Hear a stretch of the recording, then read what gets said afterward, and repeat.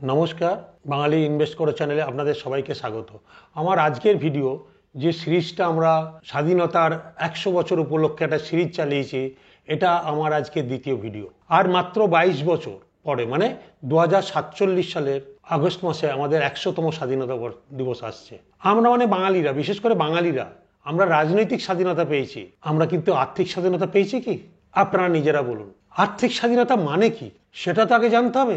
তাই 100তম স্বাধীনতা দিবস যখন আসবে মানে 2047 সালে 15ই আগস্ট, আমরা যারা বাঙালিরা আছি তারাও যেন আর্থিকভাবে স্বাধীন হই। এটা জানতে গেলে, বুঝতে গেলে আমার পুরো ভিডিওটা দেখুন, ধৈর্য ধরে দেখুন। আর আপনাদের জন্য আমরা ভিডিও বানাচ্ছি। ভিডিওটা যদি সাবস্ক্রাইব করা না থাকে অতি অবশ্যই সাবস্ক্রাইব করে রাখবেন, যাতে এরকম অনেক ভিডিও আপনি জানতে পারবেন, বুঝতে পারবেন যে কিভাবে ইনভেস্ট করা উচিত, কি লক্ষ্য নিয়ে ইনভেস্ট করা উচিত, সেগুলো আপনারা জানতে পারবেন।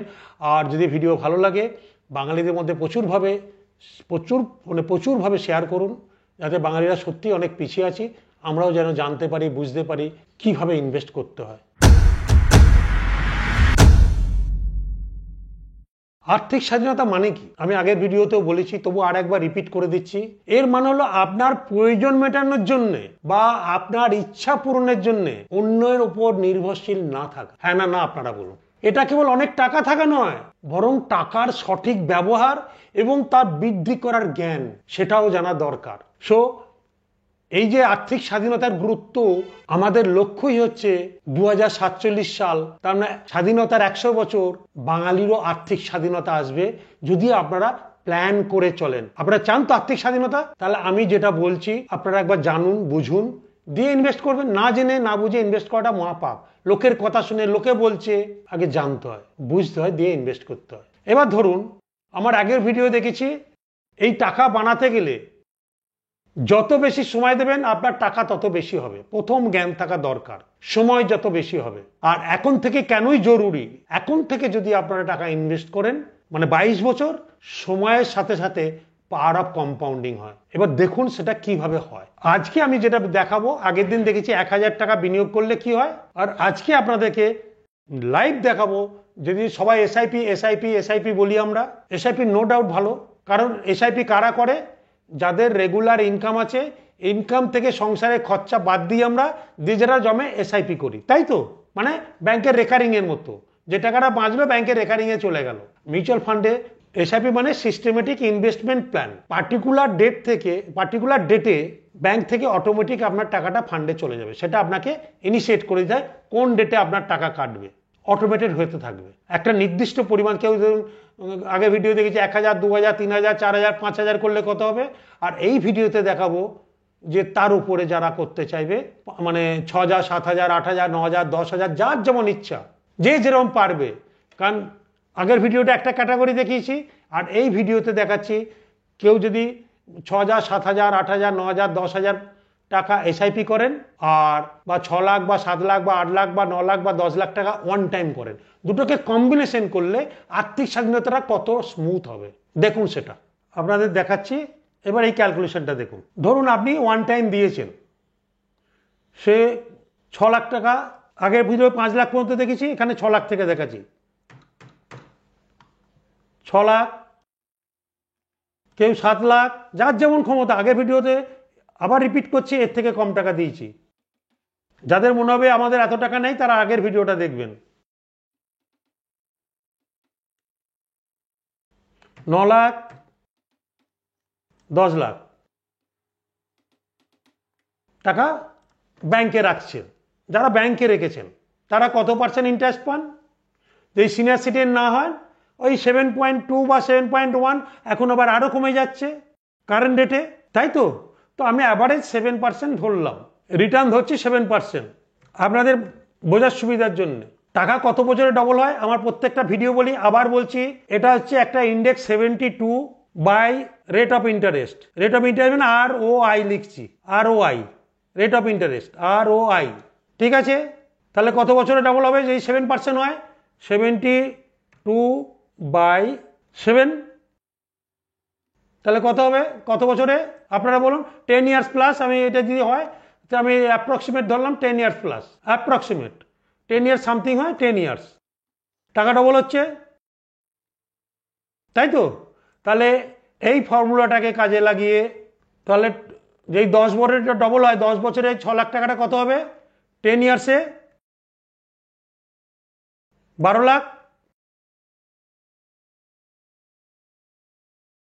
তাই তো? 20 বছরে কত হবে? তার মানে 20 বছরের ডবল হবে 24 লাখ। আমি স্বাধীনতার 22 বছর বাকি আছে, আমি এখানে পাচ্ছি 24 লাখ। আর এইগুলো করলে ডবল, আমি 10 লাখটা কত হবে? 20 লাখ আর 40 লাখ। মাঝেরগুলো আপনারা নিজেরা ক্যালকুলেটারে বসিয়ে নেবেন, সবটা এখানে দিলে ভিডিও বড় হয়ে যাবে, কারণ ভিডিও বড় হলে অনেকের ধৈর্য থাকে না। 20 লাখটা 40 লাখ টাকা, তাই তো? আপনারা বলুন, যদি ডবল হয়। আপনারা ক্যালকুলেটারে বসিয়ে প্লিজ দেখে নেবেন, ক্লিয়ার? মাঝেরগুলো আপনারা বসিয়ে নেবেন। এবার আমি যে এই টাকাটা পাবেন, আমাকে অনেকে অনেক রকম প্রশ্ন করছেন, এটা শুনুন আগে, পরেগুলো উত্তর দেবো।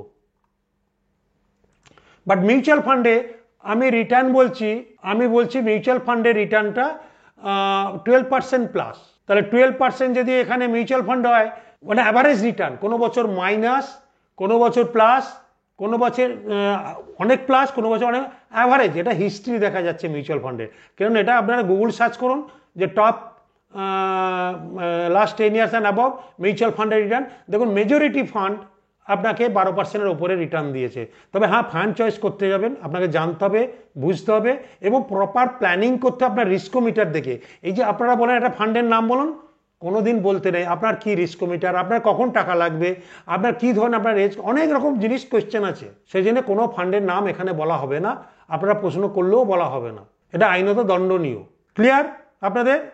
তাদের ফান্ডের নাম না জিজ্ঞাসা করে নিজেরা আগে জানবেন, বুঝবেন, বা দক্ষ পরামর্শদাতা পরামর্শ নিন। আর নিজেরা যদি জানেন, বোঝেন, নিজেরা ডিরেক্ট করুন, কারণ জানলে বুঝলে তো ফান্ডের নাম জিজ্ঞাসা করবেন না, জানেন না বলেই তো ফান্ডের নাম জিজ্ঞাসা করছেন। তাহলে দক্ষ পরামর্শদাতার কথা বলুন, যে আপনার রিস্কোমিটার করবে বা আপনার প্ল্যানিং করবে। ক্লিয়ার? তো এখানে বলছি 72/12 বললাম, তাহলে 6 বছরে ডবল হয়। তাহলে আমার টাকাটা, এই টাকাটা 6 ইয়ার্স, ডবল কত? 12, তারপর 8 6 18, আর 22 বছর বাকি আছে ধরে নিলাম। তাহলে 6 লাখ টাকাটা 12 বছর হবে 12 লাখ, 24 লাখ, 48 লাখ, কত হবে? 22 বছর। 24 হলে ডবল হতো, 48টা 96 হয়ে যেত, কারণ 24 বছর আমি পাচ্ছি না, 22 বছর আছে স্বাধীনতা। সেই হিসাবে আমি বলছি অ্যাটলিস্ট 75 লাখ, তাই তো? কোথায় 24 লাখ আর কোথায় 75 লাখ? তাহলে এই 20 লাখটা, এই 10 লাখটা কত হবে? 10 লাখটা হবে 20, 40, যার যেমন ইনকাম সে সেরকম করবে, সেই জন্য কম দেয়া আছে, এবার মাঝারি দেয়া হচ্ছে 80,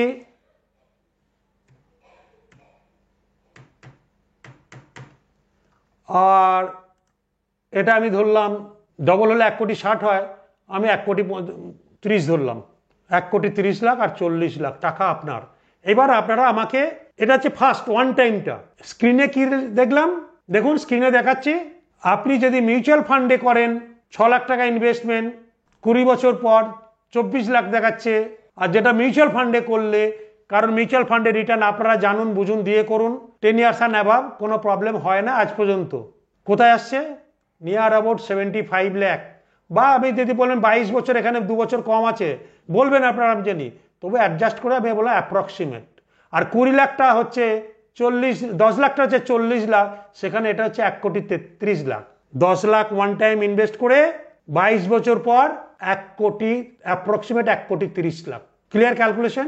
এবার হচ্ছে যদি এসআইপি করি এর সঙ্গে, আর্থিক স্বাধীনতা পেতে গেলে যাদের জমানো টাকা আছে ব্যাংকে পড়ে, সেটা একটা সুইচ করতে পারেন। আর সঙ্গে যদি এক্সেস ইনকাম হচ্ছে, ইনকাম মাইনাস এক্সপেন্ডিচার করেন আপনারা। আর আমি বলবো স্বাধীনতা পেতে গেলে, আর্থিক স্বাধীনতা পেতে গেলে income minus future freedom, future financial freedom is equal to current expenses. Future financial freedom is জন্যই আজকে আমার এই ভিডিও। সো আগে ওটা করুন। এবারে ওটা যদি আপনি এসআইপি করেন লামসাম করে, সেটা 1,30,00,000 হয়েছে 22 বছর পরে 10 লাখ টাকাটা। আর এসআইপি যদি আপনি করেন 10,000, এটাকে ধরলাম 6,000, আমি রাফলি যার যেমন ক্ষমতা সেরকম করবেন। 7,000, 9,000, আমি বেশি দিচ্ছি না, আপনারা বাকিটা ক্যালকুলেশন করে নেবেন। 10,000, যার যেমন ক্ষমতা। সবাই আমি মিউচুয়াল ফান্ডের লামসামের রিটার্ন বলেছি আগের ভিডিওতে, এখানেও তাই বলছি।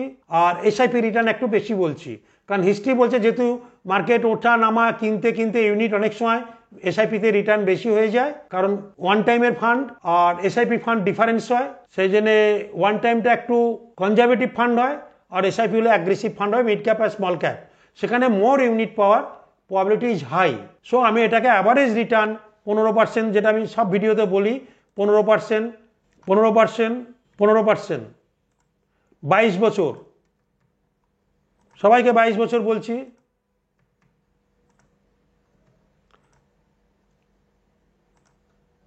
বছর। একজন প্রশ্ন করেছেন মাসে, তার মানে 264 মাস আপনি ইনভেস্ট করছেন 15,84,000, 6,000 টাকা দিয়ে, আপনার ভ্যালু হয়ে যাচ্ছে 1,22,70,572, যারা 6,000 টাকা এসআইপি করেছেন। আর যারা 10,000 টাকায়, বাকিটা আপনারা ক্যালকুলেটারে যার যেমন ক্ষমতা বসিয়ে নেবেন। 10,000 করলে আপনার আসছে, দিচ্ছেন 26,40,000, পাচ্ছেন 2,04,50,953 টাকা। তাহলে আমি এই টাকাগুলো, এটা হচ্ছে আমি দিয়েছি 26,40,000, আর ওখানে হচ্ছে 10 লাখ লামসামে, তার মানে 36 লাখ। একটা দিয়েছি ওয়ান টাইম, আর একটা এসআইপির মাধ্যমে মান্থলি প্রত্যেক মাসে আমার 10,000 কেটে যাচ্ছে। তাহলে দুটো এই দিয়েছি 26,40,000 দিয়ে আমার ভ্যালু হচ্ছে 20,45,000। আমি রাউন্ড ফিগার দেখছি, যখন আমি রিটায়ার করছি তাহলে আমার কত হচ্ছে ফাইনাল শিপ, যখন আমার 22 বছর পরে 1,30,00,000, আর এসআইপিতে 2,04,00,000। আমি রাউন্ড ফিগার 2 কোটি ধরে নিলাম, 2 কোটি, তাই তো? রাউন্ড ফিগার ধরে নিলাম 2 কোটি। তাহলে টোটাল কত হলো আপনারা বলুন? 3,30,00,000। আপনার ইনকামের যা, আমি সেরকম, আমি 22 বছর পর আর্থিক স্বাধীনতা। আপনি বলবেন তখনকার ইনফ্লেশনের ভ্যালু কত? আমাকে অনেকে প্রশ্ন করেছেন।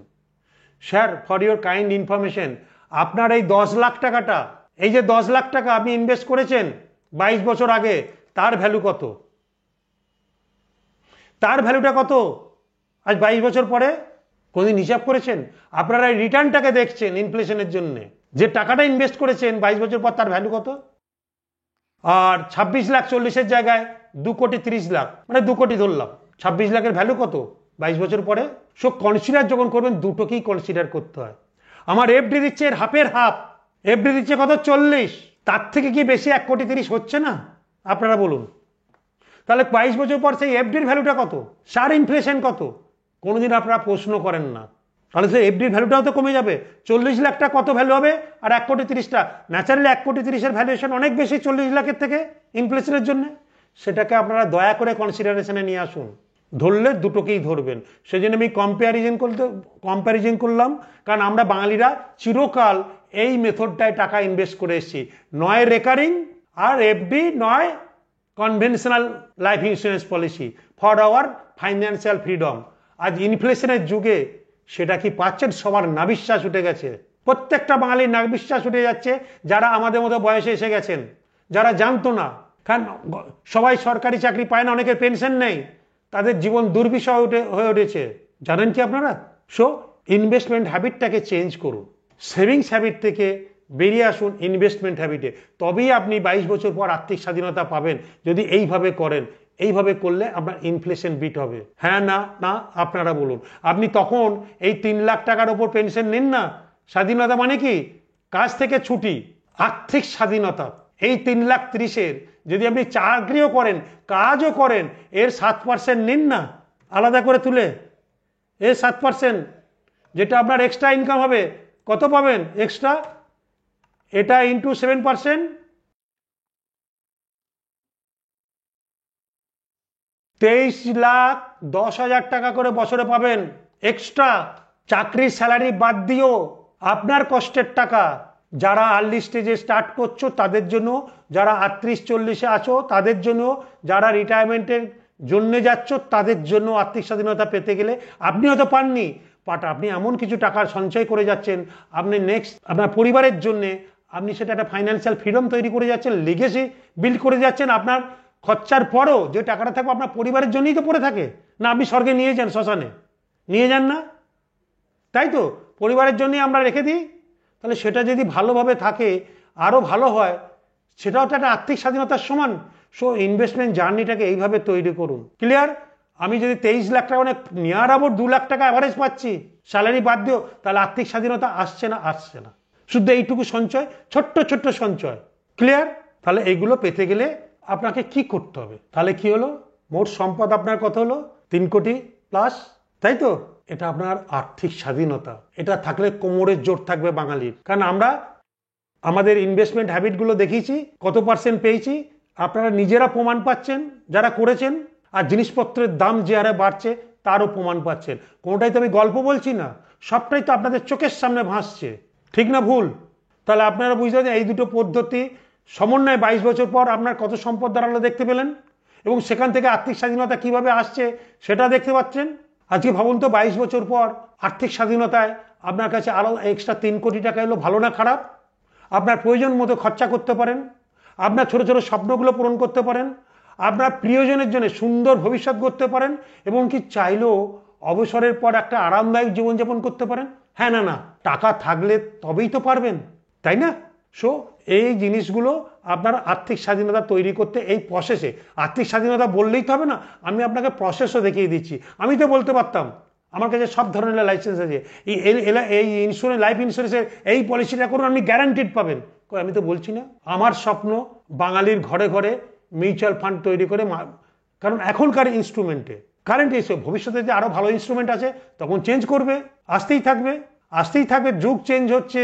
কারণ একসময় বিএসএনএল ফোন দেখছেন না, বাড়িতে ল্যান্ড ফোন আর পাওয়া যায় না, তেমনি আমি আজও ভবিষ্যৎবাণী করছি ইন্স্যুরেন্স পলিসিও কিন্তু মানুষের আর্থিক স্বাধীনতা, আমি বারবার বলেছি, term policy, personal accident policy, health policy, knowledge development budget and SIP, তবে একটা মানুষ আর্থিক স্বাধীনতা পাবে। কারণ পাওয়ার অফ কম্পাউন্ডিং পাবে, যদি ইন্টারেস্টটা বেশি হয়। এফডিতেও পাওয়ার অফ কম্পাউন্ডিং হয়, বাট 7% ভার্সেস 12% বা 15%, কোনটা বেশি পাবে?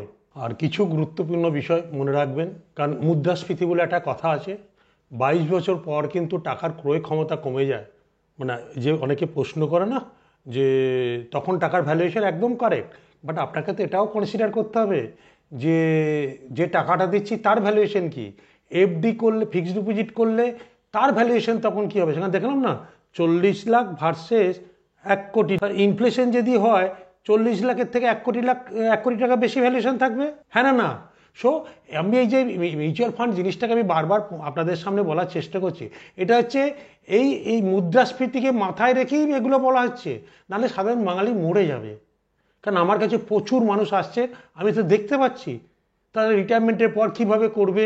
তারা তো সব এফডি নয় এমআইএস নয় এলআইসি করে রেখেছে, যেখানে তারা লিখে রেখেছে কত পাবে, তারপর নিজেরা দেখতে পাচ্ছে তখন তো যদি 6% বা 7% আমি পাই আমার কি হাল হবে, তারা দেখছে, আমি বলছি না।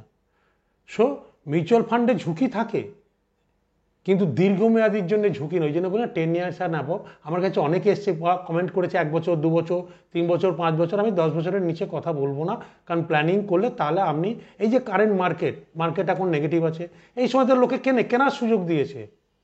আপনাদের যারা আছে ভয় পালাবেন, মেয়ের বিয়ে দেবেন, 3 বছরের প্ল্যান করছেন, মিউচুয়াল ফান্ডে রাখবেন না। এইগুলো হচ্ছে মিউচুয়াল ফান্ডের নিয়মগুলো আপনাকে জানতে হবে কয়েকটা। শৃঙ্খলা প্রয়োজন, ডিসিপ্লিন প্রয়োজন। প্রথম ডিসিপ্লিন হচ্ছে কি? হ্যাবিট, যে টাকাটা কন্টিনিউয়াস জন্য এসআইপিতে টাকা কাটে, একদম কন্টিনিউটি, কোনো রকম যেন বন্ধ না হয়, কোনো রকম যেন মানে টাকা তুলে না হয়। টাকা তোলা মানেই এই যে টাকা দিচ্ছি, আমার যখন খুশি টাকা তুলে নিচ্ছি, এই ডিসিপ্লিন হলে আপনি কিন্তু মিউচুয়াল ফান্ডে পয়সা বানাতে পারবেন না। তার জন্য তো প্ল্যানিং আমি করেছি, এমার্জেন্সি ফান্ড। আমার ভিডিও আসবে দেখবেন, হোয়াট ইজ এমার্জেন্সি ফান্ড, এর পরের ভিডিওটাই আসবে দেখবেন এমার্জেন্সি ফান্ড। এবার ডিসিপ্লিন বললাম, তারপর হচ্ছে আপনাকে পেশেন্স নিতে হবে। প্রথমেই বললাম, প্রথম 5 বছর এফোর্ট দিতে হয়। প্রথম 5 বছর হচ্ছে ডেঞ্জার পিরিয়ড, কেনা বেচা আপ অ্যান্ড ডাউন চলবে। তারপর দেখবেন আপনিই শান্ত হয়ে গেছে, আপনি বুঝে গেছেন যে না আমি টাকা পাবো। কারণ প্রথম 5 বছর এই যে মার্কেট ডাউনে যারা 1 বছর আমার কাছে এসছেন, তারা দেখছেন মার্কেট এই বছরটা কেনার বছর, আমি বারবার বলছি যত ইউনিট কিনতে পারবেন কিনে নিই। 100% পারবো না, তা যতটা সম্ভব চেষ্টা করা হচ্ছে। সো এফোর্ট, ডিসিপ্লিন, এফোর্ট, তারপর হচ্ছে পেশেন্স। আপনাকে ধৈর্য ধরতে হবে। যে আজকে বলেছে না এই মাসেই আপনাকে এত রিটার্ন দিয়ে দেবে না, এই বছরই এত রিটার্ন, যেটা মেজরিটি মানুষ ভুল করে। সেই জন্য আমি বলি 10 ইয়ার্স অ্যান্ড অ্যাবাভ। কারণ আমি তো প্রত্যেক ভিডিও বলি অ্যাভারেজ রিটার্ন মানে কোনো বছর বেশি, কোনো বছর কম, কোনো বছর মাইনাস। কারণ এই বছরে যারা ঢুকেছে তাদের কাছে মাইনাসটা খারাপ লাগছে, বাট তারা সব থেকে বেশি রিটার্ন পাবে। এই মাইনাসে যারা ইউনিট কিনে যাচ্ছেন লিখে নেবেন আজকে, তারা সব থেকে বেশি রিটার্ন পাবেন। ক্লিয়ার? টাইম দিতে হবে। পাওয়ার অফ কম্পাউন্ডিং বলুন, ইন্টারেস্টের উপর ইন্টারেস্ট, এটা আপনাকে দিতে পড়বে। এটা আপনাকে যত দেবেন, এই যে টেনিওর যত হাই হবে তত আপনার রিটার্ন হাই হয়। হ্যাঁ না না আপনারা বলেছি। সো এটা কোনো অসম্ভব নয়, এটা কোনো স্বপ্ন নয়। এটা যদি আপনি সঠিক পথে আর্থিক স্বাধীনতা পেতে চান, আপনার শৃঙ্খলা দরকার। আর শৃঙ্খলার মাধ্যমে আপনি কি পাবেন?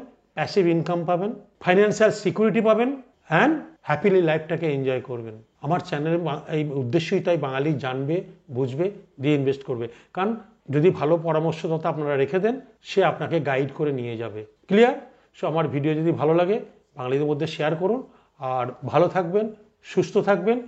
আর যদি কোনো কমেন্টস করার থাকে, কমেন্টসে যদি কোনো উত্তর দেওয়ার থাকে আমি দেবো। আর কোনো ফান্ডের নাম বলুন বা এটা বলুন, আমি কিন্তু উত্তর দেবো না। ক্লিয়ার? কারণ ফান্ডের নাম বলা উইদাউট প্ল্যানিং, ওপেন ফোরামে ফান্ডের নাম বলা আইনত অপরাধ।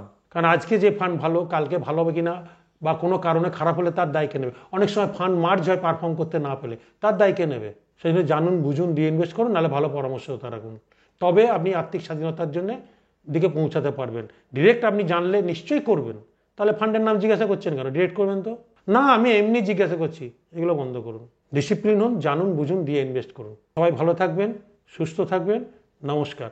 জয় বাঙালি।